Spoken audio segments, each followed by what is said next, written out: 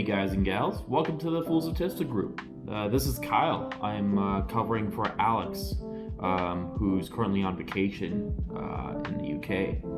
So what I have for you today is a deck profile for my build, my thoughts and build of Ogdoadic and Mitsurugi. Mitsurugi has just completely taken the meta by storm. There's many different ways you can go about the deck. Just for those who don't know, Mitsurugi, the premise of Mitsurugi is basically about tributing and gaining card advantage from tributing themselves. There are a bunch of reptiles, and it's a ritual-based archetype. So where the Ogdoadic cards come in is Ogdoadic is another archetype that's based off of reptiles. However, their playstyle is more so graveyard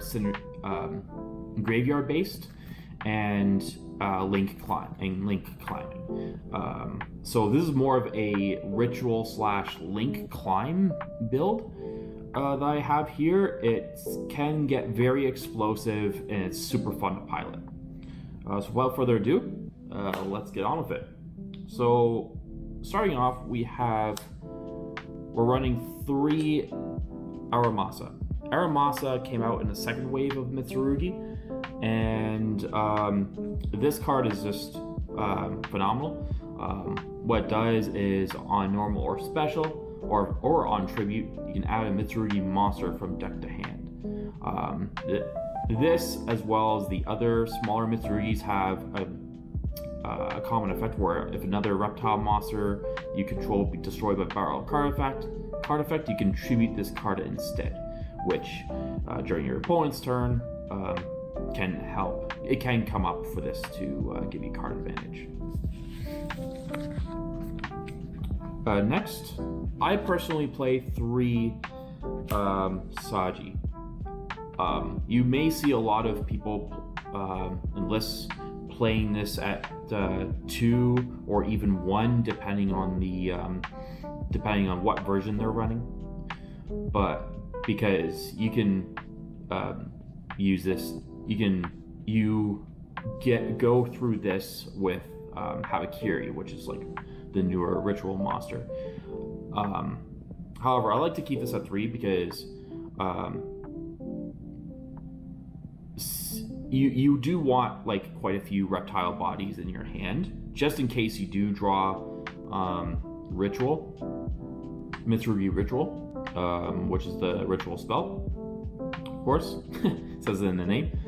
But so me personally, I prefer to like run 3 just for that reason. And it's a good 2-card combo here as well. So. Whereas Aramasa is a 1-card combo, because that directly searches you Habakiri. Next we play 1 Kusanagi. Kusanagi is just such a goat.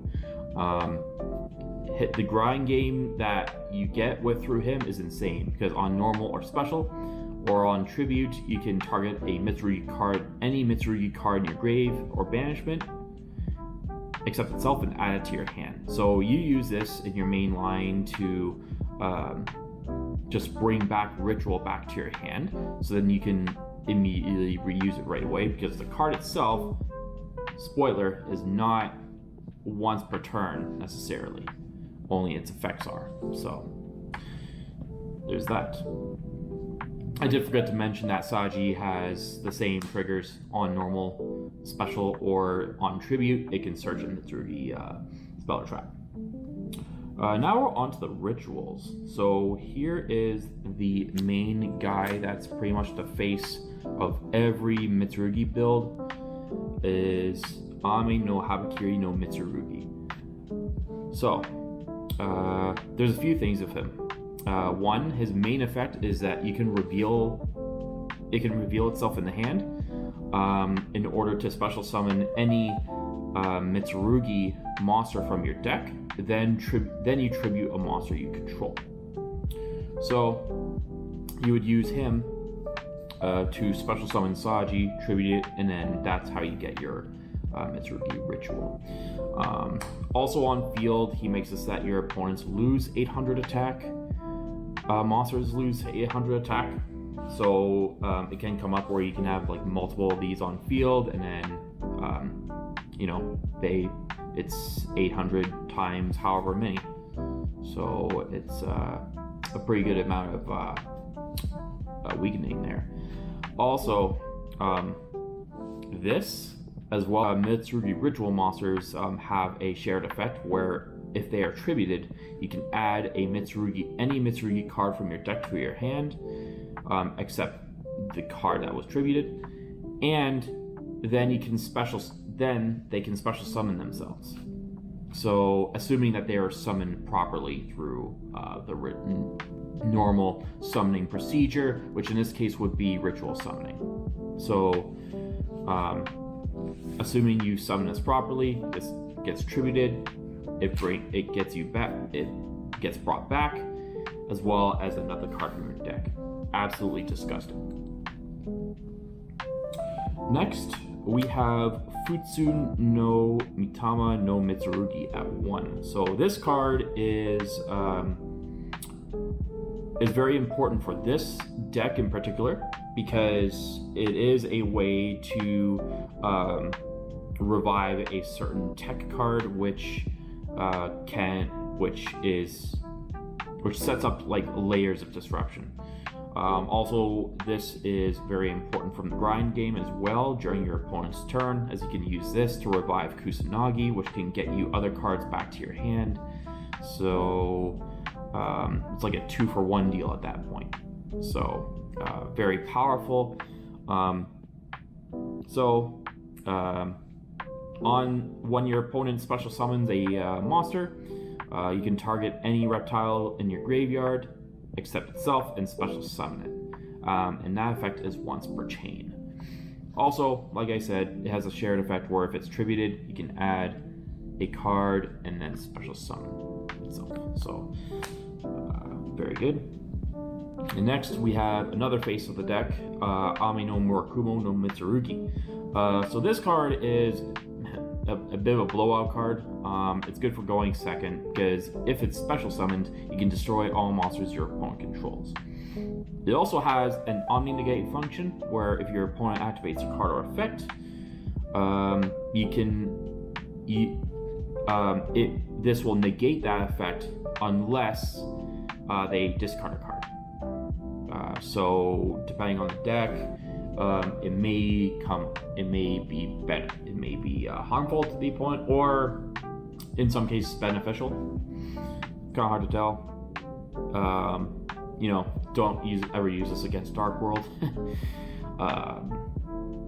And yeah, if it's tributed, adds a card and summons itself, which does come up with in combination with other cards that tribute it for that like layered disruption. Now onto the spells. So we're gonna first start off with another starter card. Here is Mitsurugi Prayers. This is also a 1-card combo if you open it. So it has a weird thing where you can pay an additional cost if you wish to tribute a reptile from hand or field. And then if you do that, you can either apply one of those effects or apply both in sequence, or if you don't tribute anything, you just activate one of them. So the first one is you add a Mitsurugi monster from your deck to your hand. That's the starting portion. And then the other effect is you take 800 damage. Then you can special summon a Mitsurugi monster from your hand or graveyard, but it cannot attack directly. So it has another purpose where it can serve as follow-up during like a lot of like regular combos I do. This is also another way to get another level 4 body out if I wanted to make some Xyz plays. Very good. Next we have basically the main card of the deck, which sets everything in motion, Mitsurugi Ritual. So very powerful card. Very, very powerful card. Like I said, This card itself is not once per turn, but each of its effects and the bullet points are once per turn. So you can use this basically twice in the same turn. So this allows you to ritual summon a ritual monster from your deck by attributing reptile monsters from your hand or field, whose total levels equal the level of the ritual monster.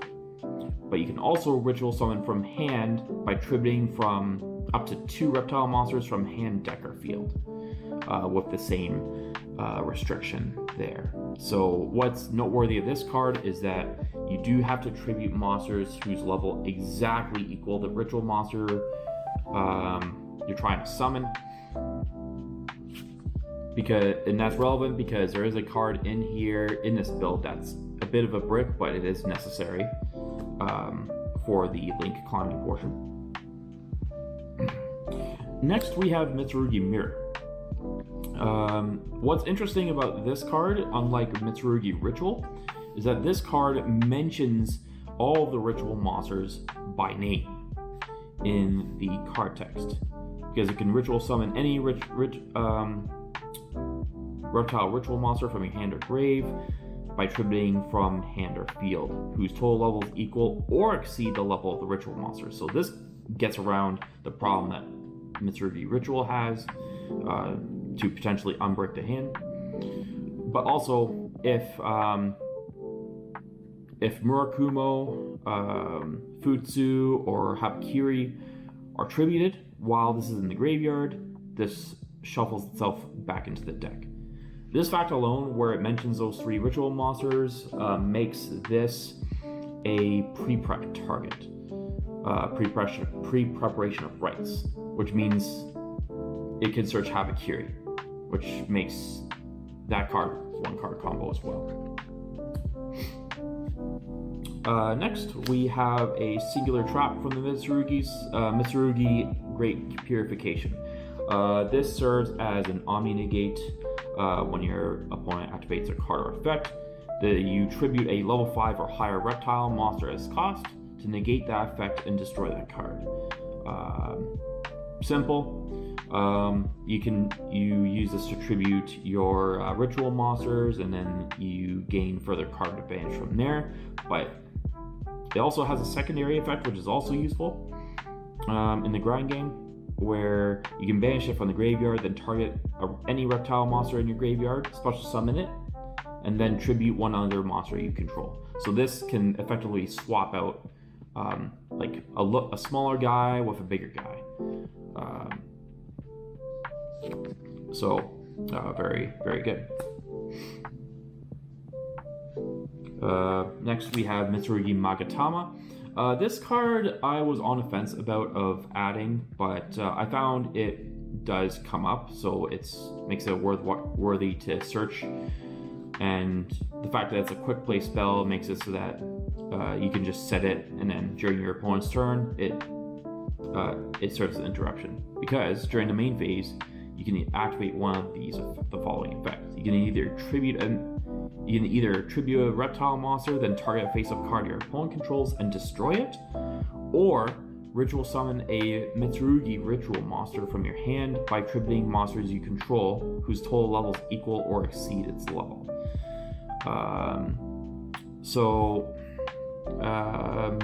Most of the time it's used for the destruction effect.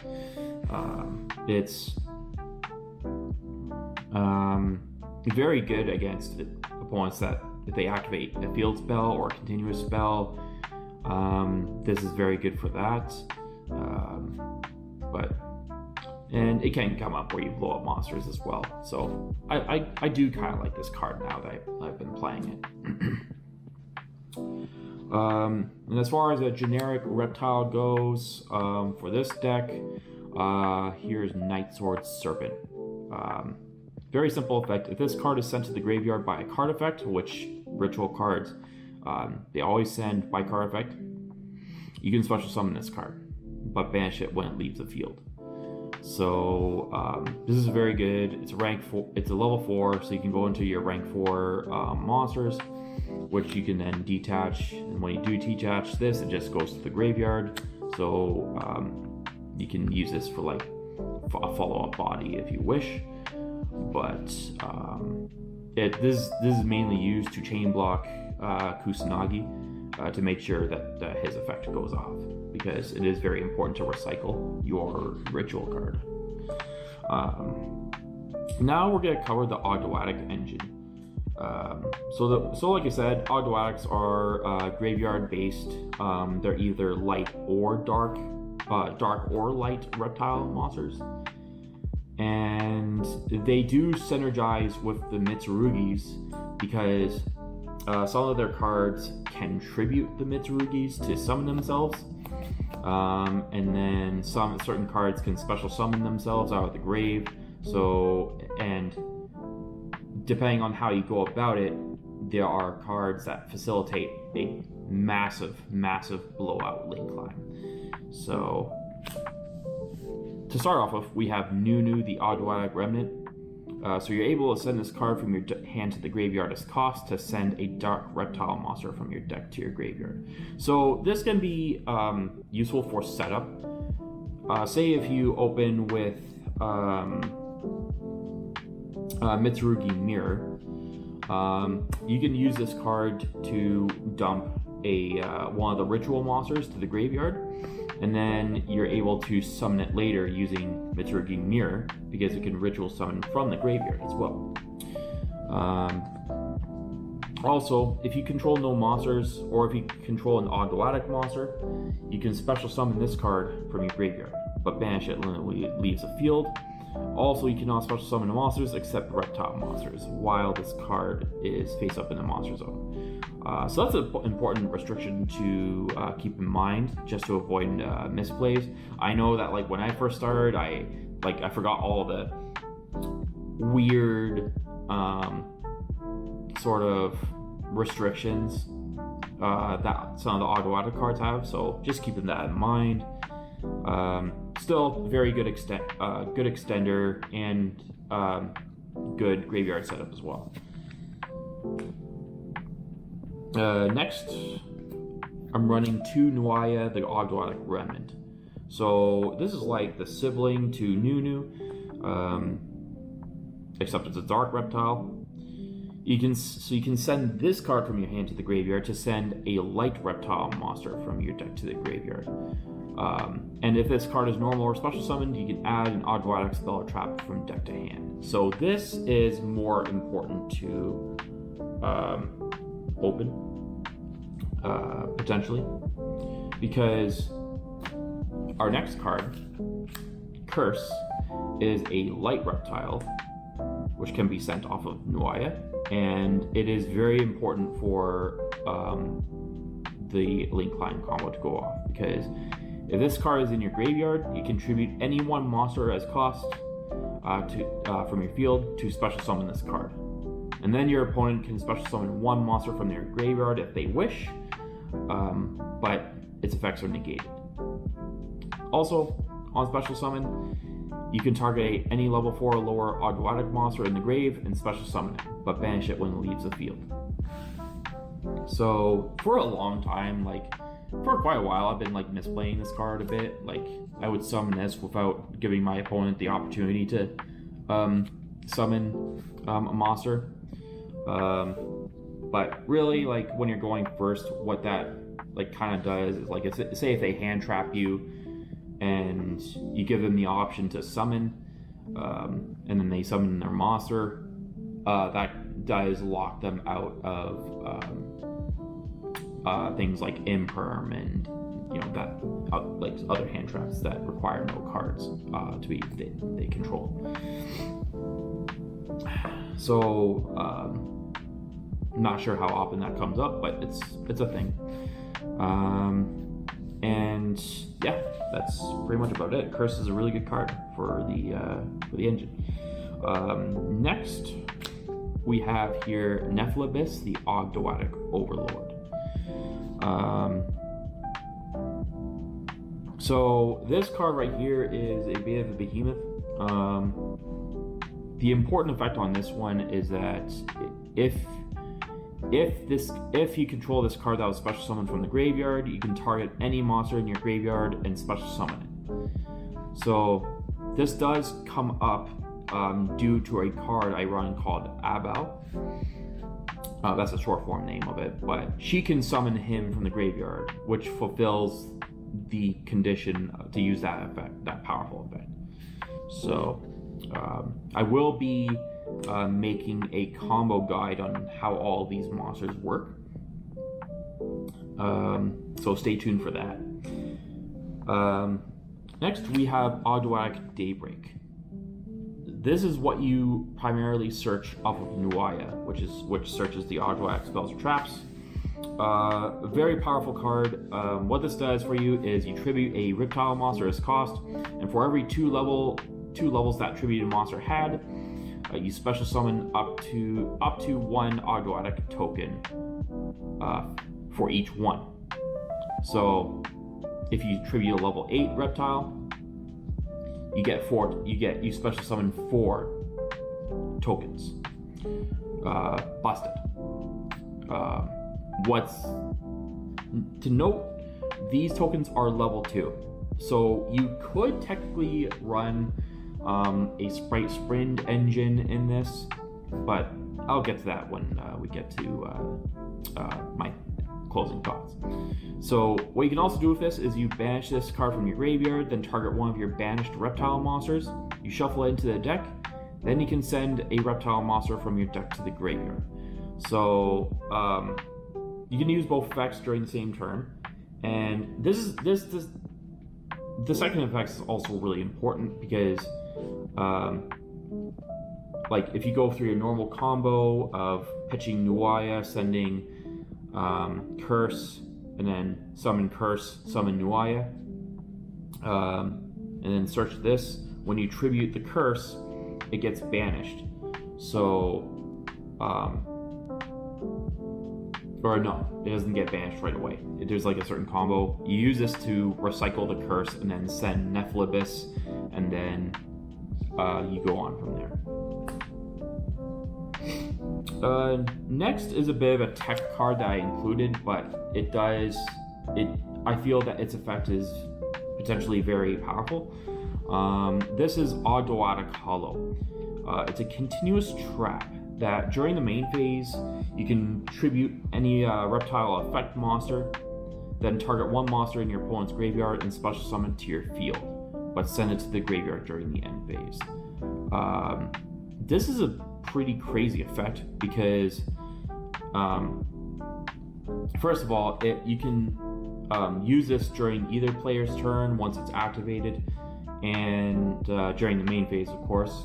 And you can tribute your Mitsurugi cards with this to steal one of your opponent's monsters, and then your Mitsurugis get their effects off. So this card synergizes very well. Going second, it's not as good. So I usually side this card out going second, but still, when I main this going first, it's great. It's great. Next is a bit of an oldie. This is Planet Pollutant Virus. So take a guess of why this is in here. I do have a way to search this out. So what the card does is you tribute an alien monster's cost to destroy all face-up monsters without A counters your opponent controls. Also, until the end of your opponent's third turn after activation, you place an A counter on each monster they summon. So this synergizes very well with Cosmic Slicer, which is an extra deck monster that I'll get to. Now for the more generic spells, I run 3 preparation of rites. This is for the reason that I have Mitsurugi Mirror. This searches you out for whatever you need, basically. As long as you have Mirror still in the deck. If you don't, then it kind of sucks, because then this turns into a brick. And once you use Mirror, and once you search your Mirror, this becomes a bit of a brick. So discard fodder, basically. but still very important to have. This gets you into your combo. Next, I run 3 Snake Rain, a classic card. You discard a card to send 4 reptile monsters from your deck to the graveyard. Very simple, very effective. This sets up your Ogdoadic line effortlessly.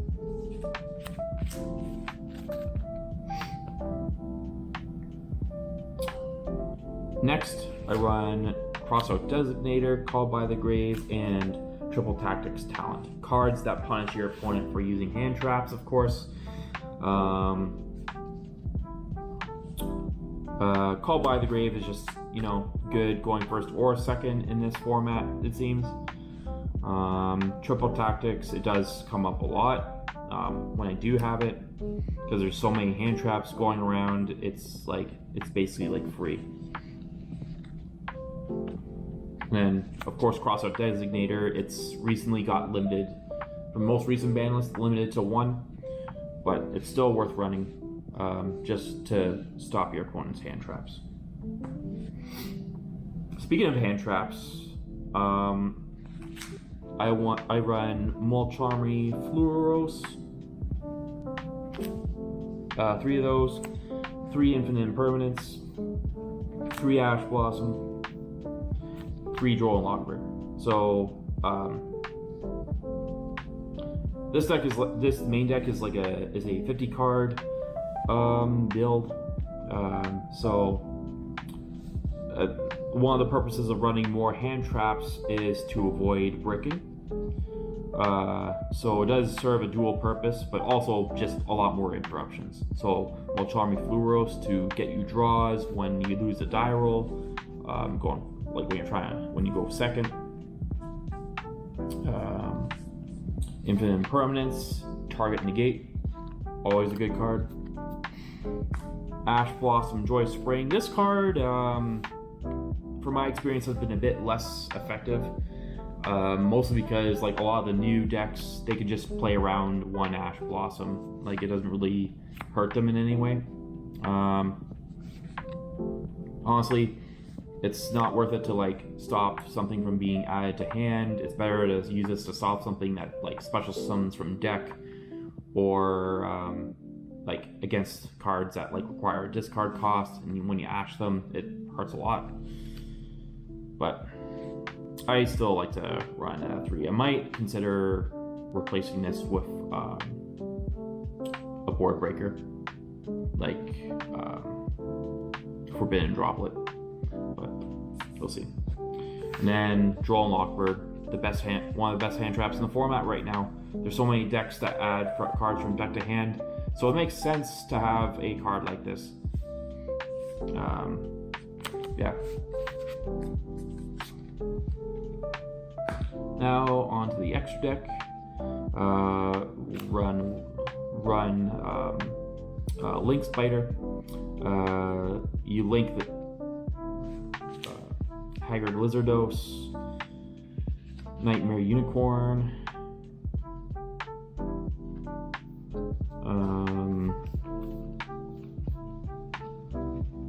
Cosmic Slicer, Alien Shock Trooper M-Frame, and Abao Aku. I want to talk about these cards in particular because this is the main link engine going first that you want to go into. So starting off with Link Spider, you link one of it takes a normal monster, and since tokens count as normal monsters, you can link off an Ogdoadic token just to make this. Then you link another one off and this to get into Lizardos. Lizardos in this particular deck is very good because when it banishes a reptile, you get an additional draw. So it's very good. It's the way the Lord intended this to be used. But I digress. Next we have, and then from there you link off into Nightmare Unicorn. This is just a bridge because it is a fiend to get into Abao. which takes 2 monsters, including a fiend monster.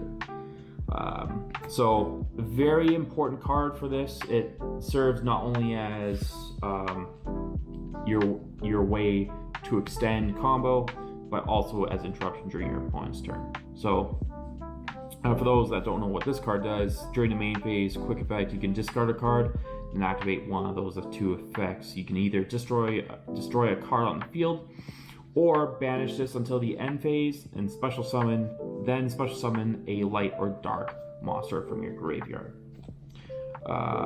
So it can pretty much access the whole monster lineup in the main deck, but importantly, it's used to bring back Nephilippus to fulfill that like summoning condition that Nephilippus has, which then this can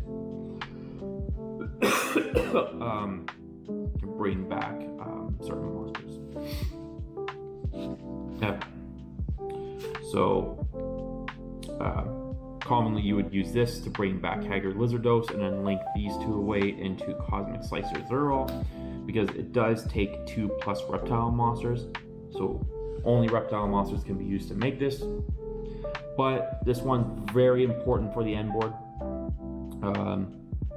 because on summon, this lets you add from your deck to your hand any card that has an effect that places A counters.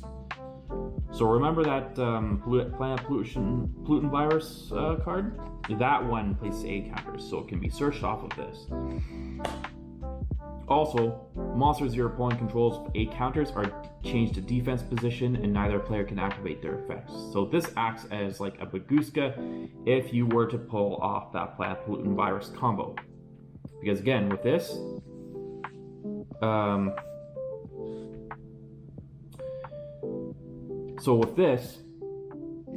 problem is that it's not considered as an alien monster because it doesn't have alien in its name. So what do you do from there? Well, you link off whatever other body you're left with on the field and this to go into Alien Shock Trooper end frame. This is actually part of your final end board before your opponent's turn, because this does say alien in its name, and basically the purpose of this is just tribute fodder for that card. Because if you remember Futsu can target any reptile in the graveyard and special summon it whenever your opponent special summons something, including this card. So it sets up like a layer of like interruption, and it's also like a floodgate for your opponent, which is like the main appeal for this deck in general. So very, very powerful. So that's what's like going first. Going second, you largely use a similar line, assuming you're able to break your opponent's board or weaken their board during their turn, or even just like going second. You stick with like the similar link climb build here, but from Nightmare Unicorn, you actually use this effect to get rid of something and then go into access code, which swings for the face a lot. And then for other generic link monsters, I play IP Masquerena and SP Little Knight. So funny story about IP is that it has come up where I did quick effect link summon into access code Talker, which made him basically a Towers, because IP gives destruction protection to whoever it summons. So it's kind of funny because we were like at a stalemate, my opponent and I, and I had this to protect me like the whole time, and from there he like conceded that particular game, but it was really funny. And then of course SP Little Knight, self-explanatory here. And then for like a certain tech choice going into time, I elected to play Cosmic Tree Ermstil. This is a generic plant link monster. It takes 3 effect monsters, and you can only control one of these guys. So each time your opponent special summons a monster face up during the main phase, you can gain life points equal to their attack. So this is very powerful going into time. It is a bit hard to get to with being a Link 5 and all, but it is very possible during this same combo to end off on this. Or at the very least, end off on IP Masquerena, then chain her to get into him, and now you have a towers that gains you life points.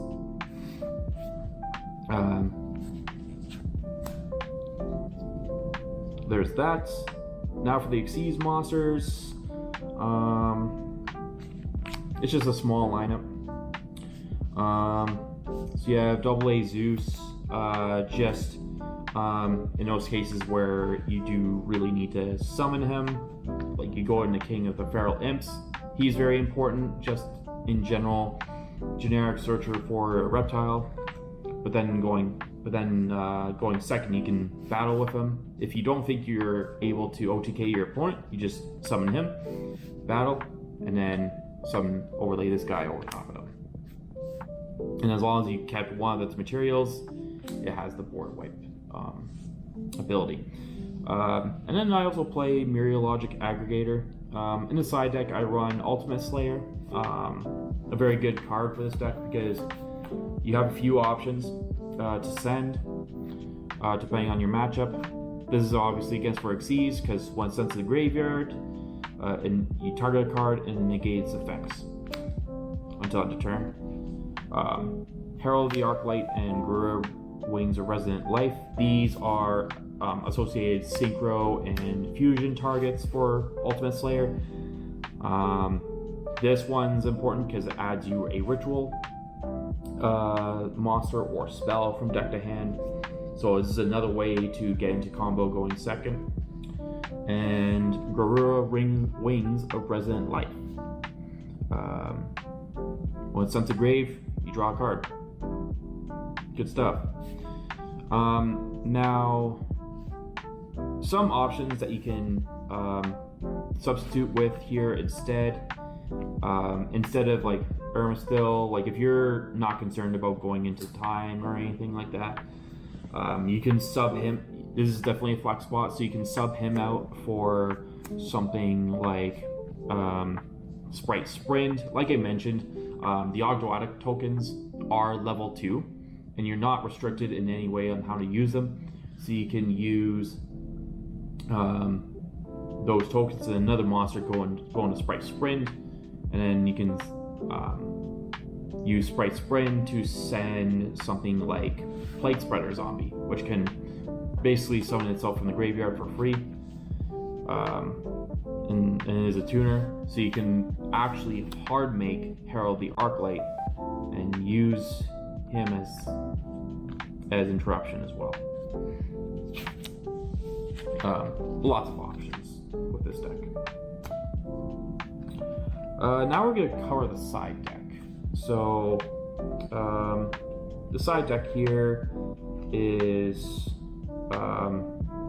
mostly like board breakers, with some choice hand traps respecting the meta.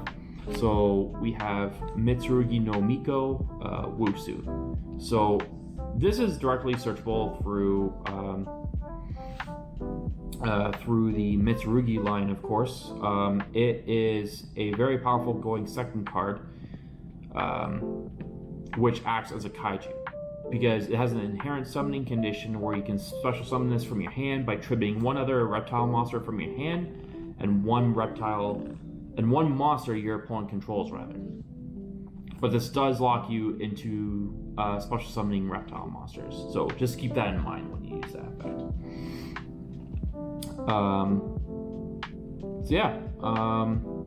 It's just a searchable kaiju. A bit restrictive at times because you do have to have another reptile monster in your hand, but it's still valuable to have, especially in the side. And like I said, I have Ultimate Slayers, Artifact Lancia to respect Malice, and other decks that require banishing. 2 Lightning Storm, 2 Triple Tactics Thrust, and 3 Forbidden Droplet. So I might consider putting Droplet in the main instead, or replace Ash Blossom at this point, because it hasn't been serving me quite as well. But yeah, Thrust gets you into something if you get interrupted.